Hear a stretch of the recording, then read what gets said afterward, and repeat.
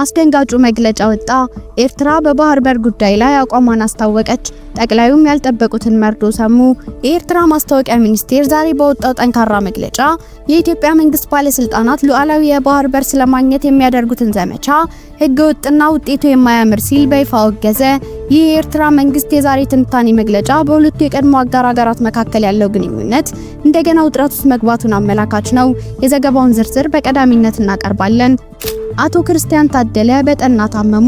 በስር ላይ የሚገኙት የህዝብ ተወካዮች ምክር ቤት አባል አቶ ክርስቲያን ታደለ በጤና እክል ምክንያት በጠና መታመማቸውን ቤተሰቦቻቸውና ጠበቃቸው ለቢቢሲ ተናገሩ። አቶ ክርስቲያን ከወራት በፊት በመቅረዝ ሆስፒታል ቀዶ ጥገና ካደረጉ በኋላ በቂ ክትትል ሳይደረግላቸው ወደ ማረሚያ ቤት እንዲመለሱ መደረጉ ለዚህ ሁኔታ እንደዳረጋቸው ተናግረዋል። መረጃው ዝርዝር አለው። በሌላ ዜና ህወሓት ያልጠበቀው ጉድ መጥቶበታል። ተቃዋሚው የሐራ ሰራዊት በኮማንዶ መደራጀቱ ተነገረ። ይህ ኃይል ከደቡብ ትግራይ ባሻገር ኃይሉን አደራጅቷል። በምዕራብ በኩል መዛወሩም ተነግሯል። ጉዳዩ በዝርዝር ዜናችን እንመለስበታለን። ከውጭ ዜና የእስራኤል ጦር ወደ ጋዛ ከተማ ገባ። እስራኤል በጋዛ ከተማ ላይ የምድር ላይ ጥቃት መጀመሯ ተሰማ።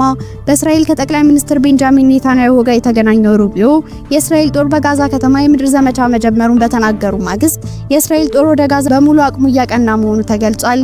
ይህም የጥንክራችን አንዱ አካል ነው። ሰላም ውድ ቤተሰቦች እንደምን አላችሁ? የዜና ላፍታ ነው። ቪዲዮውን ላይክ በማድረግ ይጀምሩ እያልን ወደ ዝርዝር ዜናዎቹ እንለፍ።